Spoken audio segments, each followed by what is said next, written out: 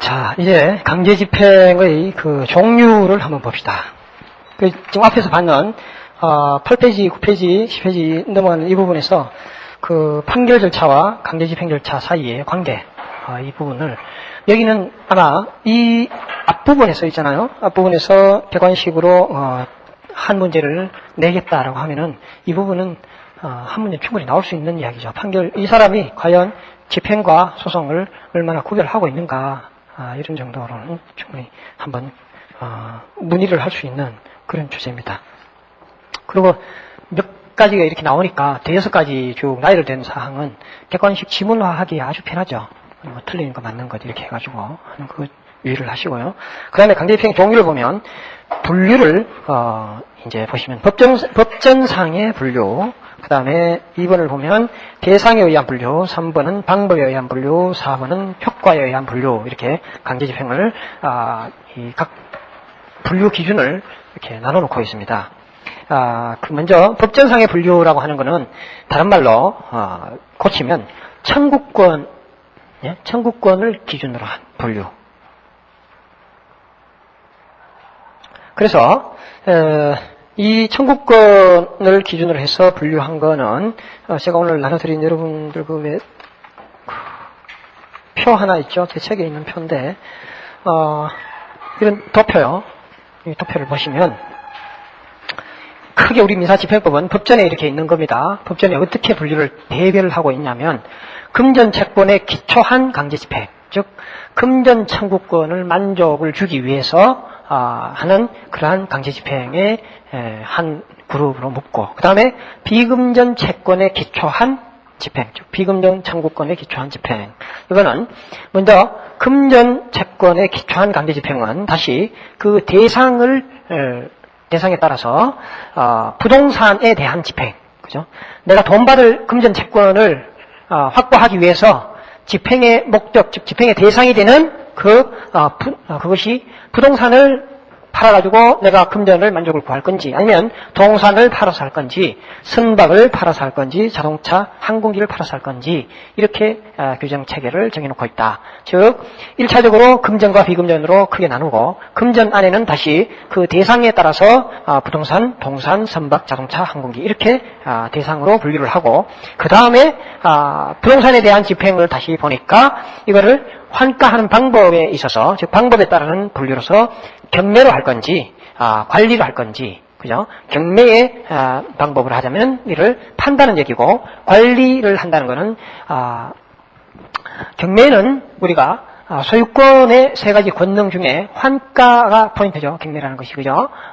그 환가가 포인트니까, 즉 무슨 얘기냐면 팔아가지고, 즉 소유권의 변동을 일으켜서 그 매각 대금으로 만족을 구하는 것을 경매라고 하고, 사용 수익 처분권이죠. 그게 처분권이고, 여기서 말하는 강제 관리는 사용 내지 수익권에 의해서 사용 수익을 함으로써 생기는 이득금이 있을 거 아닙니까? 관리하는 거기에 이득금 생기는 그것을 가지고 채권에 돈 받는 것을 만족하는, 즉 그거는 이 환가 내지는 만족하는 방법에 따르는 분류로 해놓고 세부적인 절차로 압류환가 배당, 압류환가 배당 이렇게 해놨습니다. 그 다음에 동산에 의한 집행은 다시 대상을 따라서 크게 다시 분류를 하는데, 유체동산에 대한 집행과 채권 기타에 대한 집행, 뭐뭐의 기한과 뭐뭐의 대한거는 서로 다른 이야기입니다. 그래서 유체동산에 대한 집행은 유체동산을 집행의 목적물로 삼는 거고, 채권에 대한 집행은 채권을 집행 대상으로 삼는다는 거고, 여기서 그러면 부동산, 동산, 선박, 자동차, 항공기 이렇게 분류를 할 때 두 번째 나오는 동산이라는 그 의미는 다시 협의의, 즉 유체동산과 채권 이렇게 두 가지로 나누죠. 민법에서 동산은 그야말로 부동산이 아닌 어떤 물건을 말하죠. 물건을 부동산과 동산으로 분류함에 반해서 집행법상의 동산에는 유체동산과 채권을 포섭하는 개념입니다. 즉 그래서 민법상의 동산 개념과 민사집행법상의 동산의 개념이 다릅니다.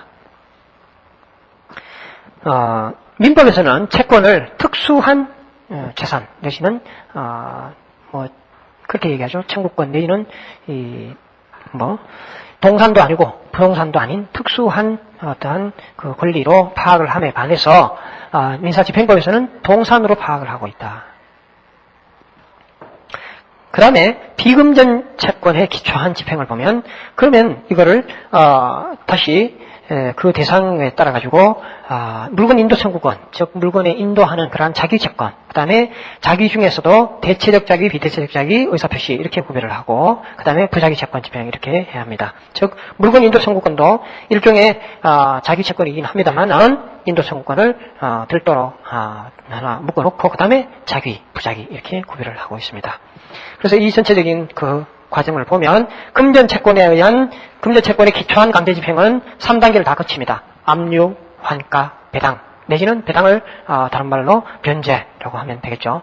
압류하고 그것을 현금화하고 마지막에 배당을 하는 그런 절차를 거쳐서 결국은 집행 채권자의 만족은 돈 받는 거니까 돈을 만들어내는 과정 또는 돈을 나누어주는 과정으로 규정을 하고 있고, 그 다음에 그 비금전 채권에 기초한 집행은 돈 달라고 하는 것이 아니라 물건 자체를 달라 또는 물건 자체가 아니면은 어떤 행위를 해달라, 즉 자비, 그죠? 자기 채권, 철거 청구 이런 것들이 자기 채권이죠. 그런 거. 그다음에 비대체적인 거는 연주할 채권 이런 거는 비대체적이죠. 일신 전속적인 어떤 그런 자기 의무. 우리 민법에 이렇게 나오죠. 민법에도 채권편에 설명을 이렇게 하고 있습니다. 직, 대, 간, 손 이렇게 나가죠. 직접 강제 집행할 수 있으면 직접을 하고 그것이 안 되면 대체 집행을 하고, 대체 집행도 이의치 않은 경우에는 간접 강제를 하고, 간접 강제로서도 안 되는, 즉 간접 강제하게 되면 인격권의 침해가 있게 된다라고 했을 때는 손해배상으로 가는 직대, 간손 이 순서대로 집행을 하는 것과 마찬가지로 여기를 보면은 민사집행법에도 그런 직접 강제가 가능하면 다른 강제는 안 하도록 그렇게 체계를 잡아놓고 있습니다. 자, 그 다음에 그래서 이러한 분류가 이제 우리 민사집행법의 규정 체계가 한 페이지로 이렇게 정리가 됐다면 그거를 이제 차근차근 설명문과 곁들여서 보도록 하겠습니다. 그래서 청구권을 기준으로 해서 나눌 때 금전집행과 비금전집행으로 나눈다 해서 금전집행을 먼저 보면 예를 들면 1,000만 원의 지급을 명한 판결을 받고 이를 바탕으로 강제집행하는 경우다. 그래서 화폐경제 시대이기 때문에 금전집행이 단연 압도적이다. 금전집행의 특색, 이게 무슨 특색이 있는가 보면 직접 강제, 재산 명시 절차 등 가압류 보전 절차 등이 있다.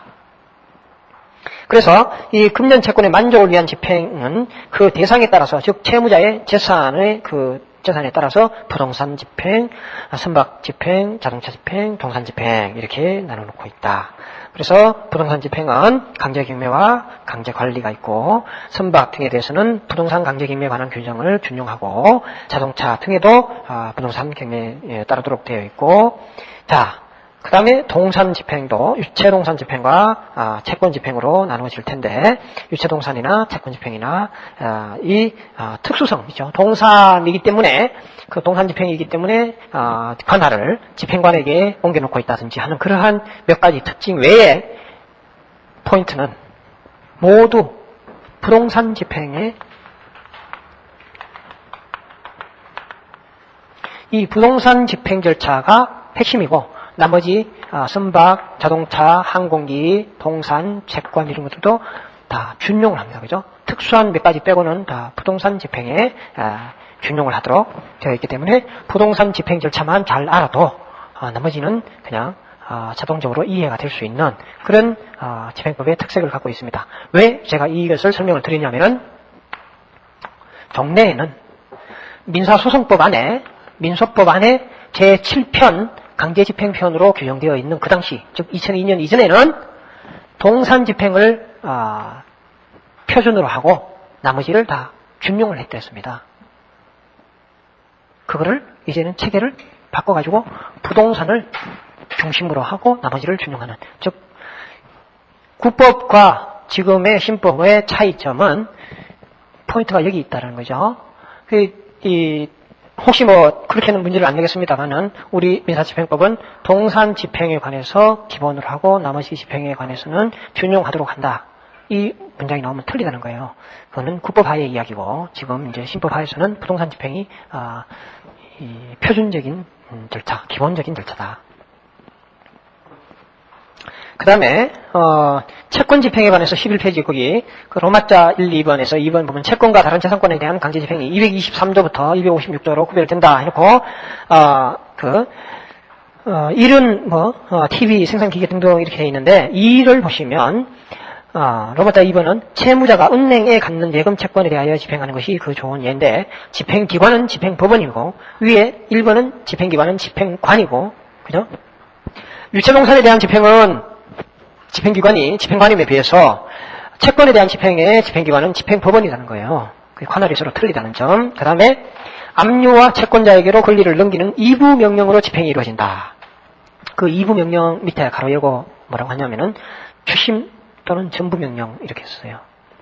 통상 가장 협의의 의미에서 전부 명령으로 보면 되죠. 이게 무슨 얘기냐?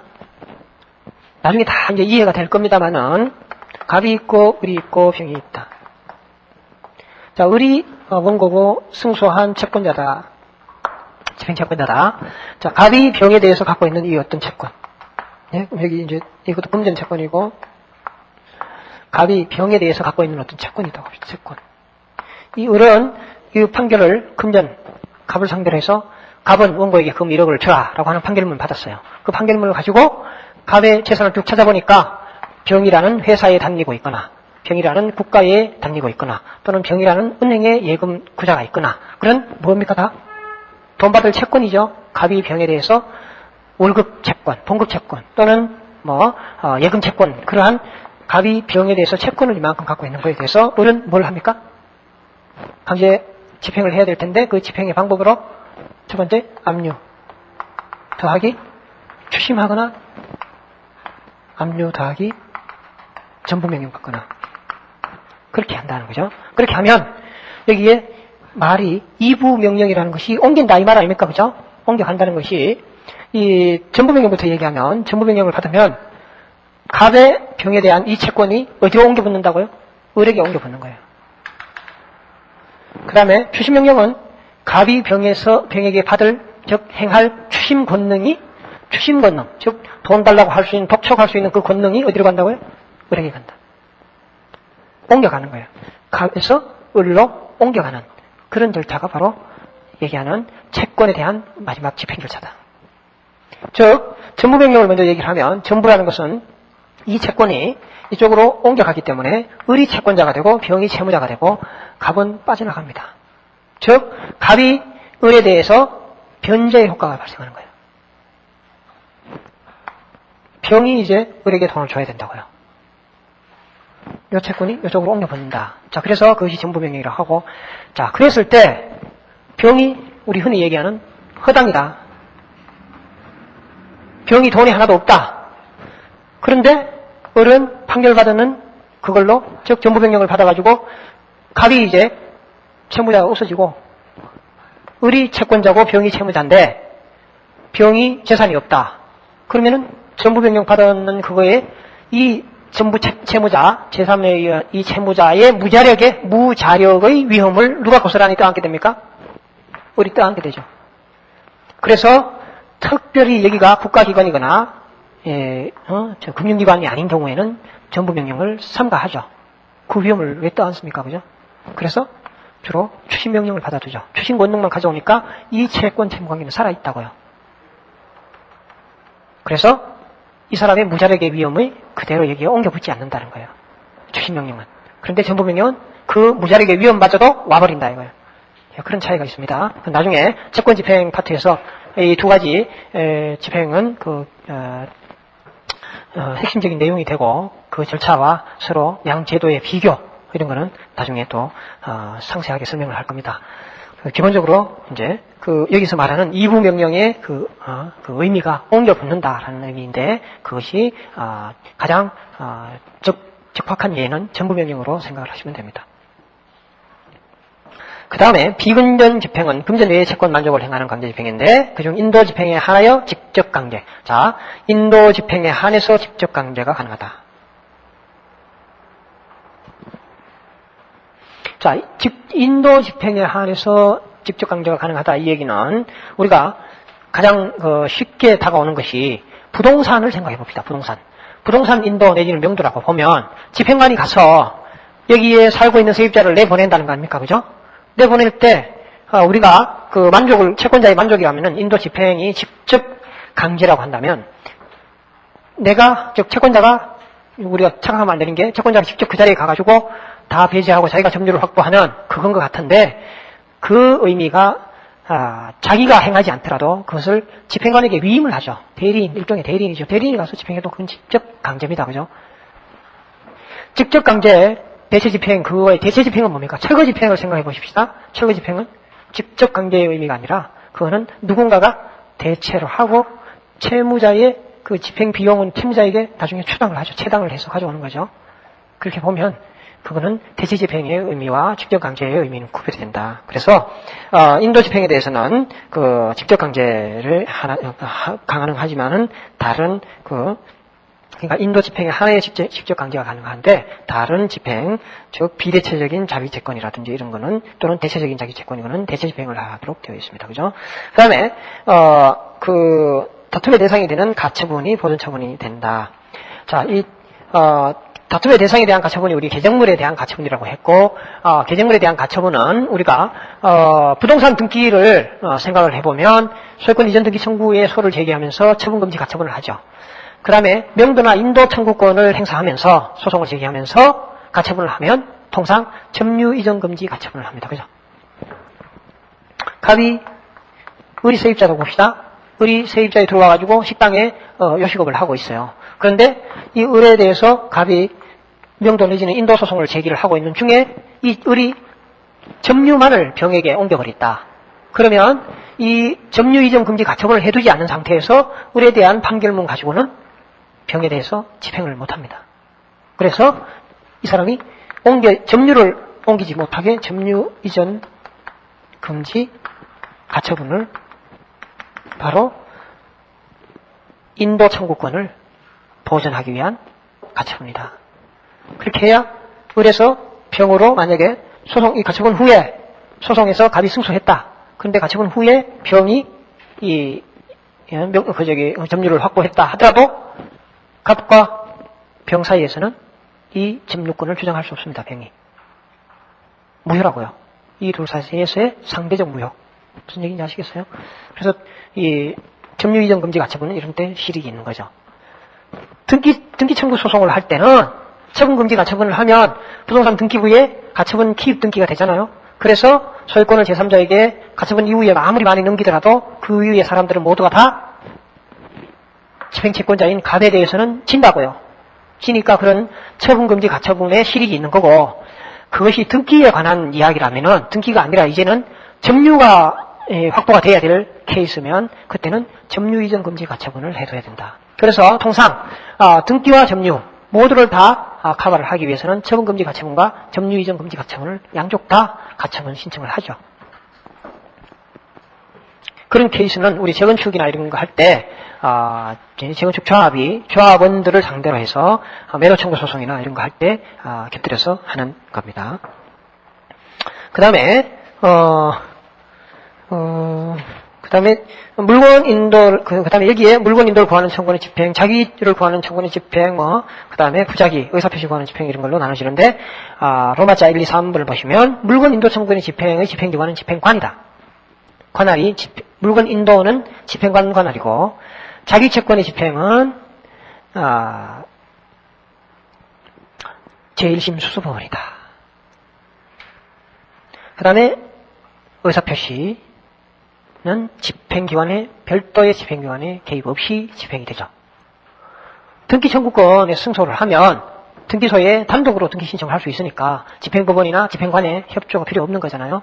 그래서 의사진술을 명하는 판결로 말합니다. 우리 통상 용어를 정리를 할 때 의사표시를 구하는 채권의 집행을 통상 의사진술을 명하는 판결 또는 의사진술을 명하는 청구 이렇게 이야기를 할 텐데 그 판결은 확정으로 집행력이 발생을 하게 되고 그것은 확정이 되면 신청의사에 가름하기 때문에 즉 등기의무자의 등기소에 대한 신청의사를 가름한다. 그 부동산 등기법이나 민사 서류 작성 강의 시간에 많이 이제 설명이 되는 부분입니다. 신청 의사에 가름하는 거다. 그 다음에 강제집행 대상에 의한 분류에서 인적집행과 물적집행이 있는데 지금 현재 우리는 인적집행을 부정을 하고 원칙적으로 물적집행을 원칙으로 삼고 있습니다. 그러나 우리 법원에서 재산명시전차에서의 감치와 비금전집행에서의 간접강제, 그 다음에 부정수표 단속법에 의한 무과실 형사책임, 이런 경우는 아직까지 인적책임의 잔재로 남아있는 부분들이다. 그 다음에 집행 대상에 의한 분류에서 다시 개별집행과 일반집행으로 나누어 볼 수가 있는데, 개별집행, 일반집행을 포괄집행으로, 포괄이라는 용어를 가로 안에 써놓기 바랍니다. 또는 집단적 집행 이렇게 해도 되는데, 개별집행은 우리 민사집행에서 원칙으로 삼고 있는 것이고, 특정 채권자의 채권을 위하여 채무자의 개별 재산을 이 대상으로 하는 집행이다.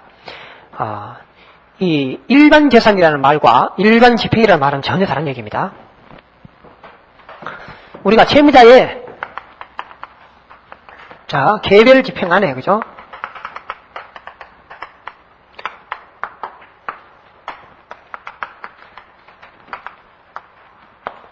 일반 집행과 개별 집행을 구별을 하면, 개별 집행 안에 채무자의 재산을 가지고 집행을 할 텐데, 그거는 채무자의 일반 재산을 대상으로 한다고. 만약 채무자의 어떤 특정 재산만을 가지고 환가한다는 그런 절차는 어떤 얘기인가요? 담보권 실행경매. 임의경매를, 즉 물적 담보 책임이죠. 인적 담보 책임. 우리 민법에 인적 담보와 물적 담보가 있으면 물적 담보가 뭡니까? 저당권, 질권 등등이죠. 그런 물적 담보를 실행하는 절차가 뭡니까? 채무자의 특정 재산을, 즉 담보력에 종속되는, 그죠? 부동산 저당권이다. 아파트 101동 101호를 저당권 설정을 했다면 그 물건에 대해서만 경매가 진행되는 거잖아요. 그거는 이제 임의경매 내지는 담보권 실행경매로서 채무자의 특정 재산에 대해서만 집행이 되는데, 우리가 그냥 담보권 실행이 아니라 원피고 간에 피고는 원고에게 금 1억 원을 지급하라라고 하는 판결문을 받아가지고 강제경매를 들어간다. 그럴 때는 채무자의 일반 재산이라고요. 채무자가 갖고 있는 재산 아무거나 다, 그것이 집행의 대상이 되는 겁니다. 아파트면 아파트, 자동차면 자동차, 아무거나 다 자기 채권의 만족에 이르를 때까지, 그것이 그 일반 재산을 다른 말로 민법에서 이야기하는 게 뭡니까? 책임재산. 그죠? 그 얘기, 이때 이 일반 재산과 책임 재산의 개념하고 집행을 일반 집행이라는 얘기, 즉 포괄 집행이라는 그거하고는 다르다. 이거는 뭘 얘기합니까? 이거는 개별 집행이라는 거는 한 사람의 채권자가 한 사람의 채무자를 상대로 하는 한 사람의 채무자의 일반 재산에 대해서, 즉 어느 재산이든 그거를 집행하는 그런 개별 집행이다라고 본다면, 일반 집행은 파산 절차, 도산 절차와 마찬가지로 채무자의 총재산, 그죠? 한꺼번에 정리가 돼야 된다. 여기서 말하는 일반 재산은 어느 재산이든 아무거나 다 찍어가지고 강제집행에 넣으면 된다라는 그런 의미지, 전체의 재산을 한꺼번에 다 매각한다는 그런 일반 재산의 의미는 아닙니다. 그죠?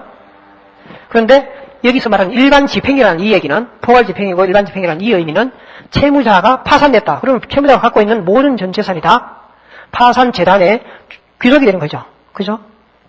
그 모든 채권자가 다 파산 채권자가 되고, 모든 그 재산이 다 파산 재단 안에 들어오는 거가 되잖아요. 그거는 어느 한 특정 A, B, C라고 하는 부동산 특정 물건을 개별 집행에 의해서 채권자들이 만족해가는 그런 절차가 아니라 전체가 다 채권자 단을 형성하고 파산 재단을 형성하고 거기에서 비율대로 나눠 가지도록 하는 그런 절차가 일반 집행이다.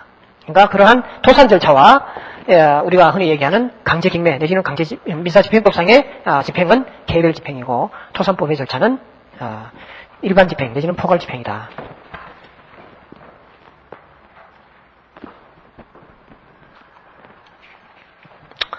자, 그렇게 해서 개별 집행과 일반 집행. 물론 개별 집행이라고 해가지고 우리가 땅과 건물을 일괄 경매 내지는 경매를 채권자가 채무자의 재산을 부동산 10개라도 묶어가지고 같이 경매를 넣을 수 있잖아요. 그것도 다 사실은 그 개별 집행의 한 특수한 형태에 불과한 것이 그것이 포괄 집행의 개념으로 자리매김되는 건 아니다는 거예요.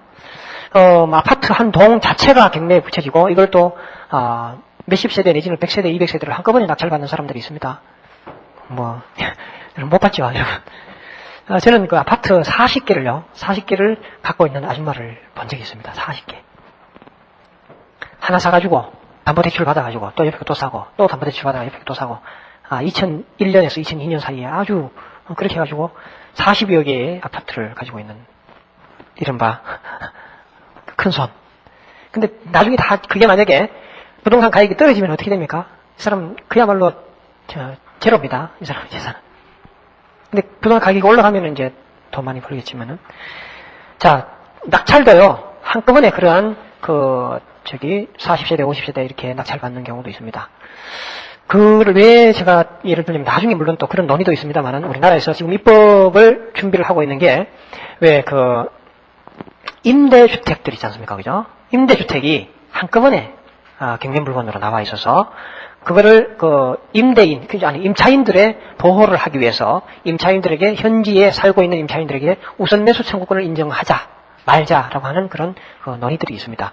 우리가 나중에 또 나오겠습니다만은 공유자 우선 매수 청구권이 있잖아요. 각과 을 사이에 갑이 2분의 1 지분이고 을이 2분의 1 지분을 갖고 있는 어떤 물건이 전체가 다 또는 을의 지분만에 관해서 경매가 진행이 된다라면 그때 공유자로 있는 갑이 최고가 매수 신청인에 대해서 최고가 매수 신청인이 있는 그 상태에서 낙찰 확정되기 전까지 즉 경매 법정에서 나는 공유자고 공유자 우선 매수 청구권 행사합니다라고 그 한마디 말을 딱 하면 그 같은 가격에 공유자가 매수가 되는 겁니다. 만약에 공유자 우선 매수 청구를 행사하면서 최고가 매수 신청인보다 자기가 적게 요구를 하면 당연히 그 사람 떨어지겠지만 같은 가격이면 우선하는 거죠. 그런 절차와 마찬가지로 임차인에게 대해서도 우선 매수 청구권을 인정을 하자. 그러한 임대주택에 대해서 그런 이제 이야기가 되는데 서울에 있는 돈 많은 사람들이 얼마 전에 지방에 그런 낙찰 물건을 40, 50세대 이걸 한꺼번에 낙찰을 받아가지고 유찰이 될 수밖에 없잖아요. 한 두세 번 이상 유찰되면은 반값에 다 사가지고 세입자 다 내버립니다. 그래서 결국 제값받고 이 사람은 파는. 결국 피해자는 이 소액의 그러한 임대차 보증금 최우선 변제를 받는 그 범위만 받고 물러나야 하는 그런 사회적인 부작용이 있어서 임차인에 대해서 우선 매수 청구권 인정을 하는 그런 제도를 이야기를 할 수가 있습니다만 아직 입법화되지는 않았습니다. 그러한 그것도 개별 집행의 특수 형태지 일반 집행은 아니다. 개수가 많다 하더라도. 자, 그 다음에 집행 방법에 대해서 직접 강제, 간접 강제, 대체 집행 이렇게 있는데, 직접 강제하면 집행권의 내용의 집행기관이 나서서 채무자의 도움 없이 직접 실행하는 강제 집행. 간접 강제라는 것은 채무자에게 배상금 또는 벌금을 과해서 어떤 불이익을 줌으로써 이 채무자가 어쩔 수 없이 자기의 자력으로 행할 수밖에 없는 것을 간접 강제라고 하고, 그 다음에 그러한 직접 강제와 간접 강제에서 직접 강제가 원칙이며 간접 강제는 채무의 성격에 직접 강제에 의해서 목적 달성할 수 없는 경우에 하는 거다. 그 다음에 대체 집행에 의해서 실현할 수 없는 경우에 대해서는 예외적으로 인정이 된다. 간접 강제는 직대 간손이라고 있죠. 직접이 먼저고 그 다음에 대체가 먼저고 그 다음에 간접이 먼저고 마지막에 손해다. 직대 간손. 이 설명은 직간대로 설명이 되어 있습니다만은 집행의 우선순위로 본다면은 직대간 이 순서라는 것을 염두에 두시기 바랍니다. 그 다음에 현행법 261조는 간접강제 방법으로 정기배상 또는 즉시배상 명령만을 인정하고 있다. 이게 무슨 얘기냐면 정기배상 261조를 나중에 살펴보시기로 하고 정기배상이라는 것은 늦어진 기간에 따라서 배상액을 산정해서 그만큼 배상을 하도록 하는 것가 정기배상이라고 합니다. 간접강제의 방법으로 그렇게 한다. 그 다음에 대체집행이라 하면 채무자로부터 비용을 지급받아 철거 같은 경우를 대체집행이라고 하는 거죠. 간접강제는 심리적 강제, 형법에 심리강제설 있죠. 그거를 생각하면 됩니다. 그 다음에 본래적 집행과 대체적 집행, 즉 대상적 집행, 원물 집행과 대상적인 금제 집행 이렇게 구별을 하면 본래적 집행은 간접집행에 실현될 청구권 내용, 즉 채권자에게 귀속할 국보를 그대로 취득하게 하는 집행인데 대상적 집행은 청구권의 내용 종류 불구하고 돈으로 대상이라는 것이 대가적인 금전을 지급한다라는 그런 의미로 이해하시면 되겠습니다. 그 다음에 현행법은 로마법과 달리 본래적 집행을 원칙으로 하고 있으나 파산법은 대상적 집행에 의하고 있다. 해서 파산법 14조 17조 있는데 이 얘기는 무슨 얘기냐면 파산법 17조를 보면 채권의 목적이 금전이 아닌 때 또는 금액이 불확정한 때나 외국의 통화로 정해진 때에는 파산 선고 시의 평가액, 파산 선고 시의 평가액을 파산 채권액으로 보는 겁니다. 그게 무슨 얘기냐면 채권의 목적이 금전이 아닌 때라는 거는 우리가 금전 말고 뭐 등기를 달라든지 물건을 달라든지 금전이 아닌 다른 어떤 거를 채권자가 파산재단에 파산채권자로 가입이 되어 있다면 그때 그거는 물건을 달라 또는 어떤 행위를 해달라 그거는 다 뭐라고요? 돈으로 환산해서 대상적 집행으로 다 정리를 해버린다는 거예요. 그런데 우리 민사집행은 어떻게 되나요? 민사집행에서는 그러한 이 본래적 집행, 물건 인도 청구 같으면 물건 인도를 강제하는 거지 그거를 막바로 돈으로 환산해서 주는 건 아니죠. 그런데 파산 절차는 돈으로 환산한다. 그 얘기입니다.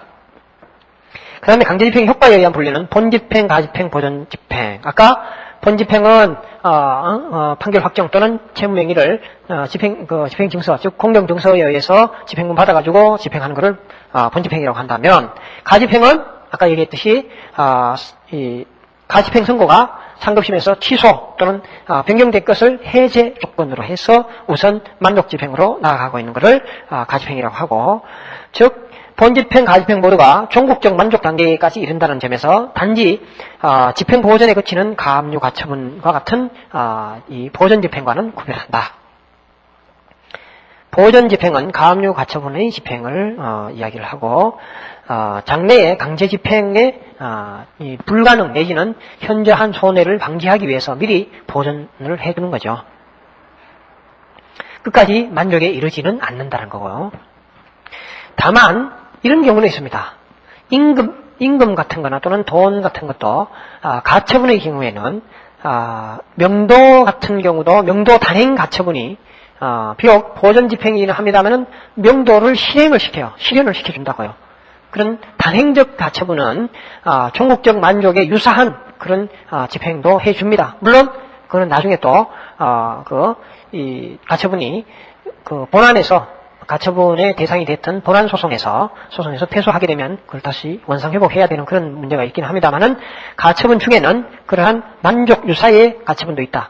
금전도 지급하는 가처분도 있습니다.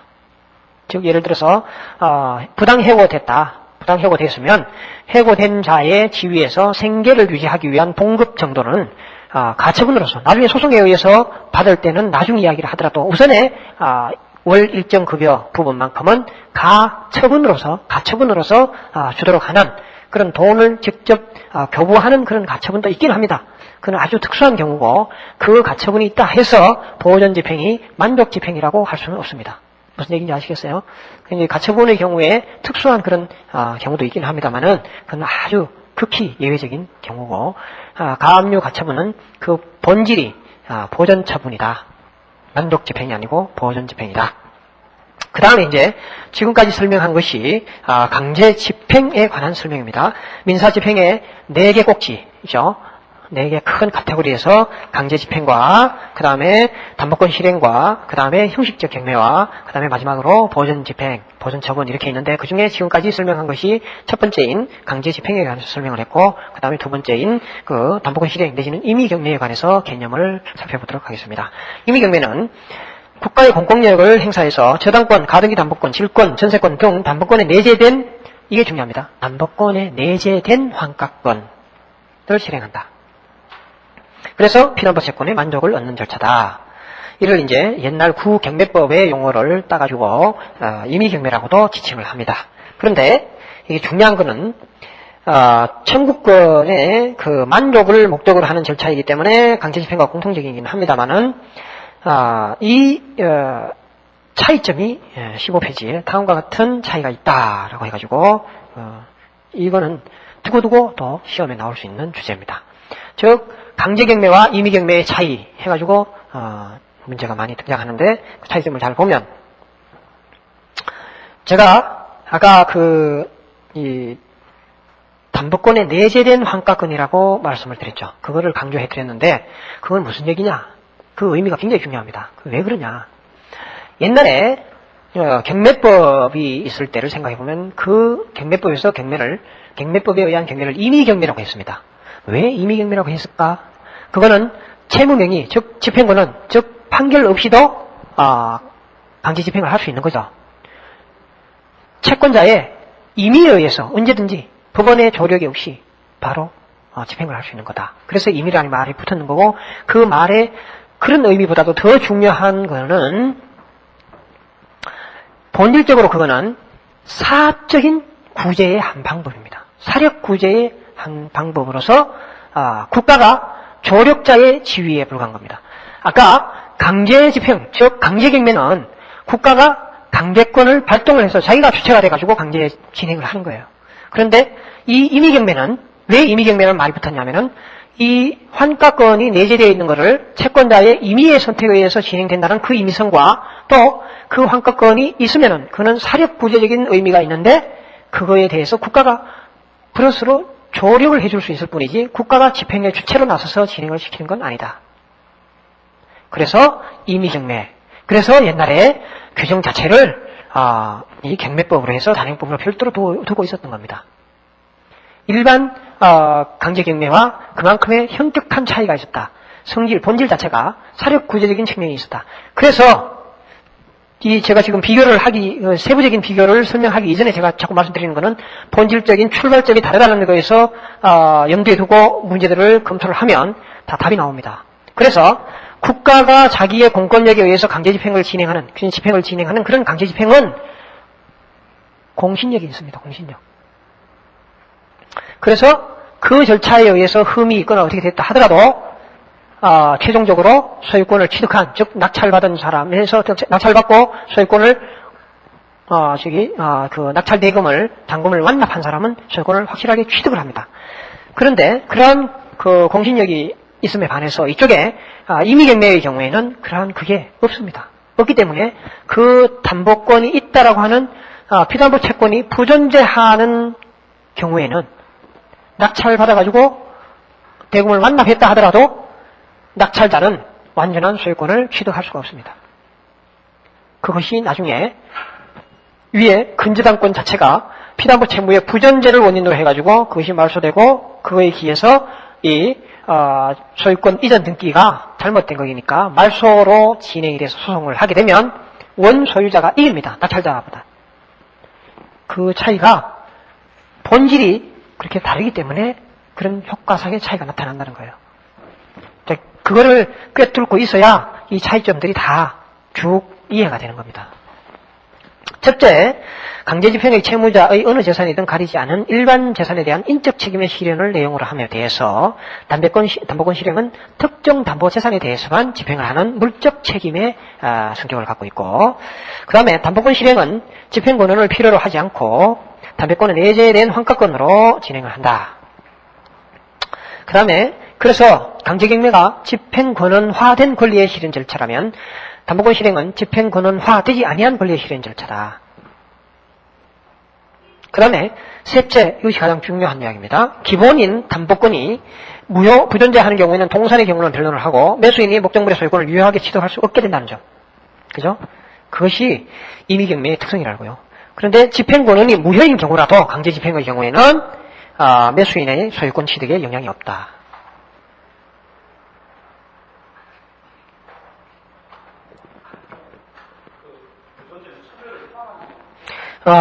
제가 왜 소멸을 말씀 안 드렸냐면 소멸 부분은 논쟁이 있습니다. 부존재까지만 이설 없이 그 소유권을 확보하지 못합니다.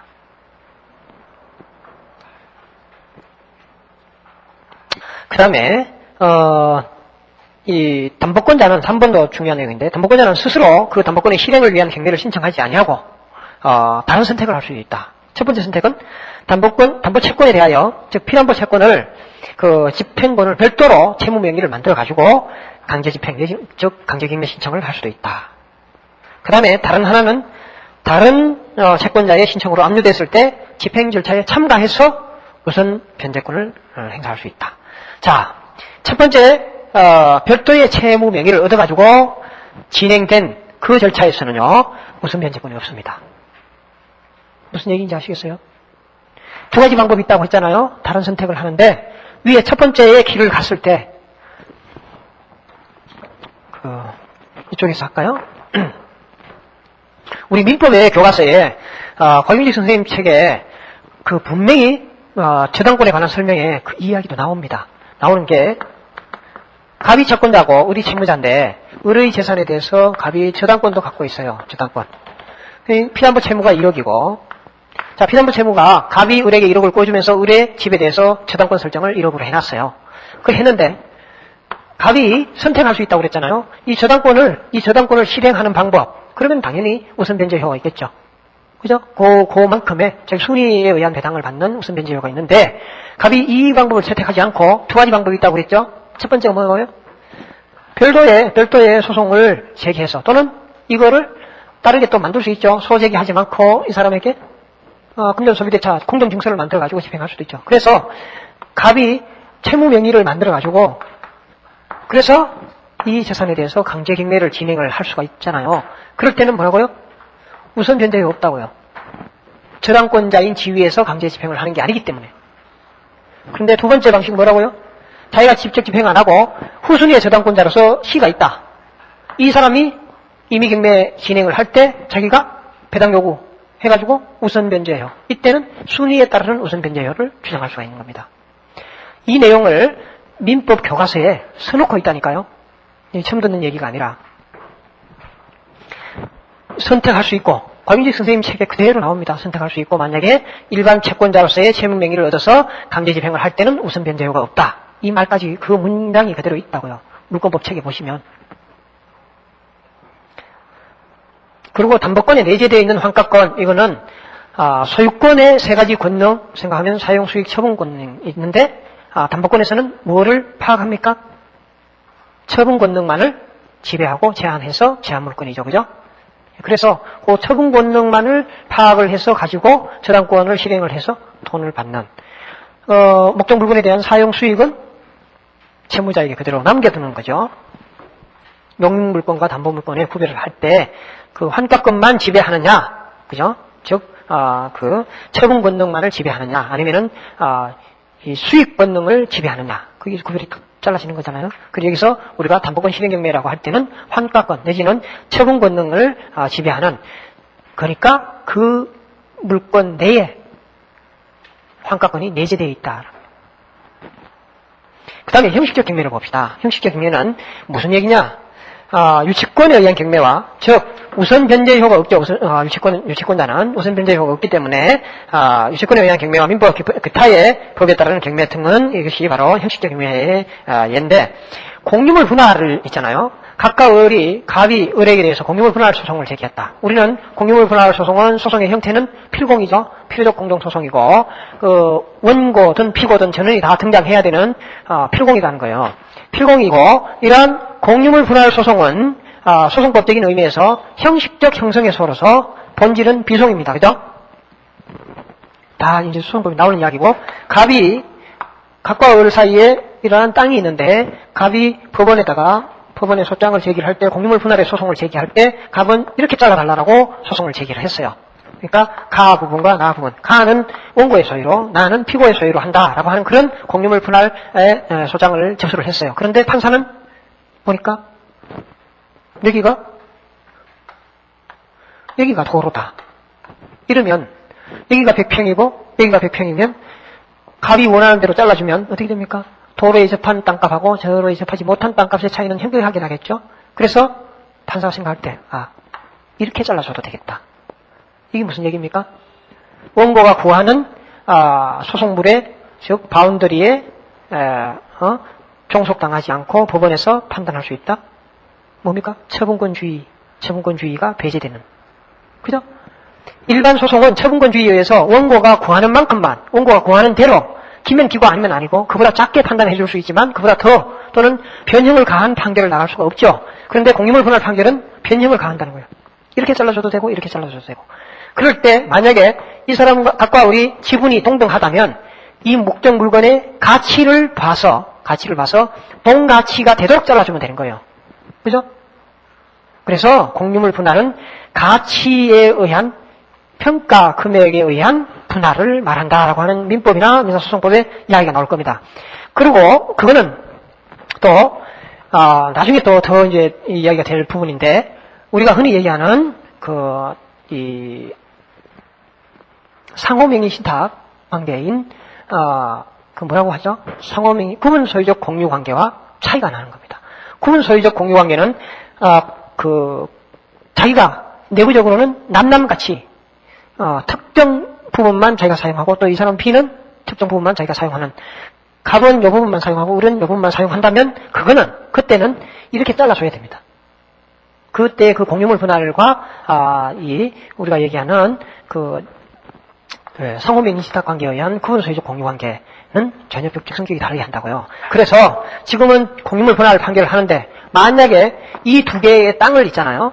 땅을 이렇게 갈라도 용이치가 않고 이렇게 갈라도 용이치가 않고, 즉 이 땅을 가르는 순간 이 땅값은 현격하게 떨어진다든지, 그럴 경우에는 법원에서는 덩그리째로 매각을 해서 1억이 나오면 5천만 원씩 돈으로 나눠주면 됩니다.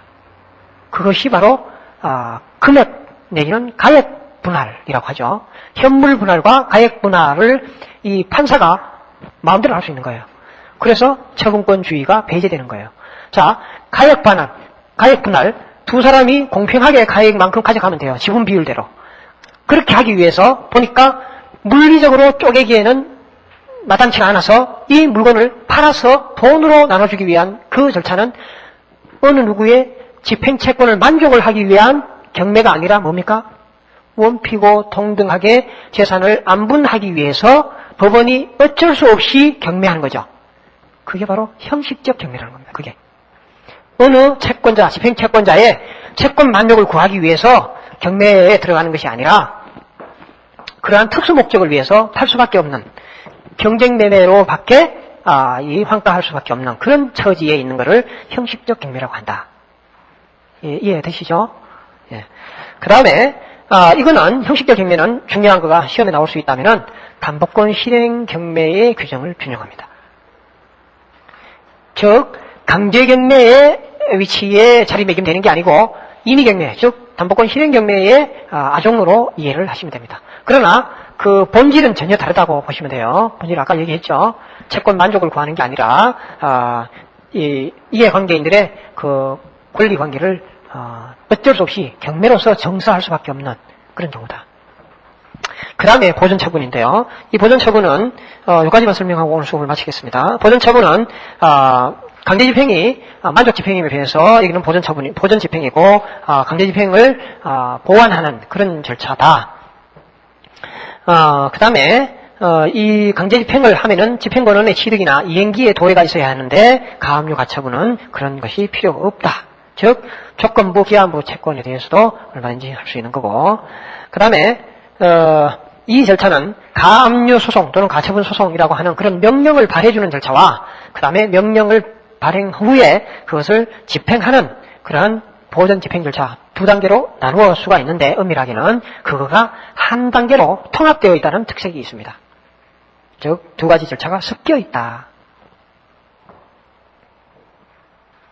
가압류는 17페이지의 양가로 3번에 가압류는 금전채권에 대하여 장래에 있어서 이렇게 나오죠. 그래서 금전채권에 대하여라기보다는 금전채권에 기하여라고 용어를 바꿔주시기 바랍니다. 정확한 표현이 기하여입니다. 그리고 가처분은 그 이외의 권리관계에 대한 장래에, 여기서는 대한도 되고 기한도 됩니다.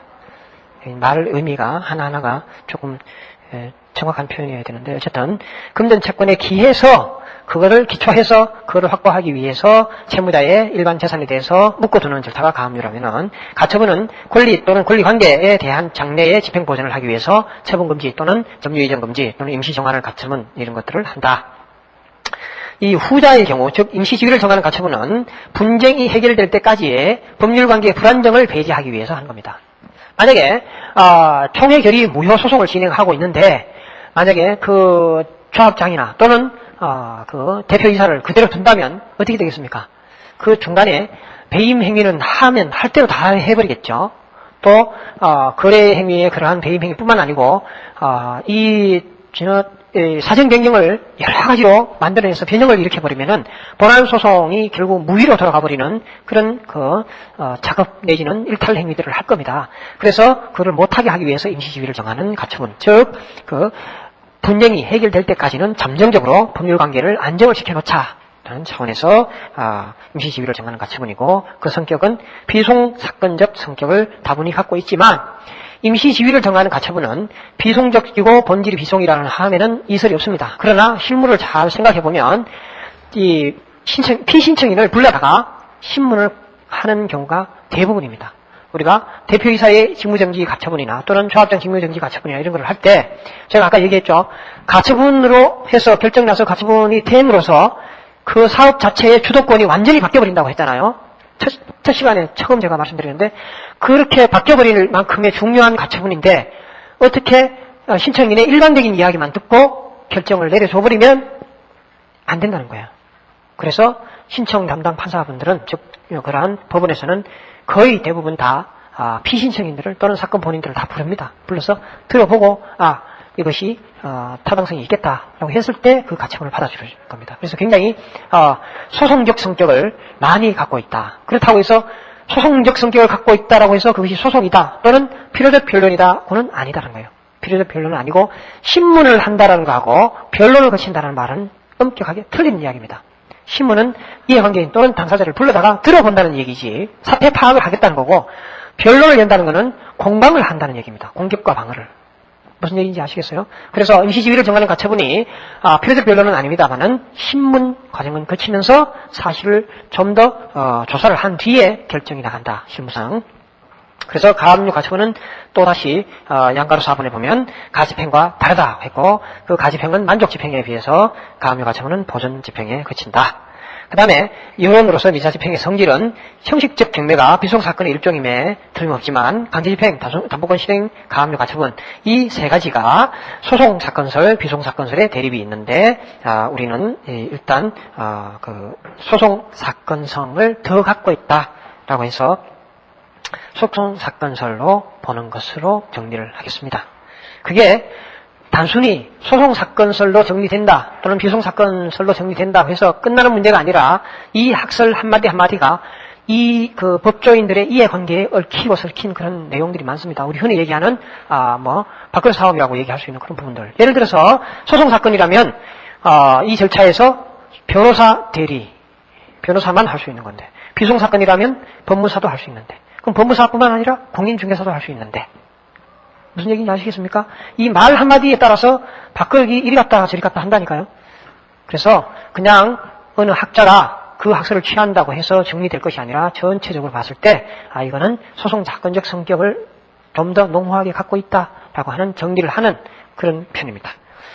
그 19페이지부터는 이 민사집행법의 탄생의 역사, 연역에 관한 이야기고, 이 부분들은 나중에 시험과 연관된 부분들만 좀 정리를 하겠습니다. 그리고 다음 시간에 이어서 강의를 하기로 하고요. 오늘 강의가 좀 높아심에 의해서 너무 상세히 들어가다 보니까 진도를 다 못 나간 의미가 있는데, 아마 오늘 하는 것만 해도 적은 얘기들이 한 게 아닙니다. 굉장히 나중에 나올 얘기 또는 민법, 민소법에 나온 얘기가 다 곁들여서 설명을 해드렸으니까 꾸준히 이 강의를 제가 광고하는 것 같습니다만은 꾸준히 이렇게 해서 반복해서 나중에 테이프를 구해서 듣든지 어떻게 해서 하시다 보면 하나하나가 다 몸에 와닿을 겁니다. 그렇게 하고 객관식 문제를 풀어보면 이 한 권의 책과 객관식 문제집 한 권으로 이 과목을 정리를 한다, 이렇게 생각을 하시고 정리를 했으면 좋겠습니다. 수고하셨습니다.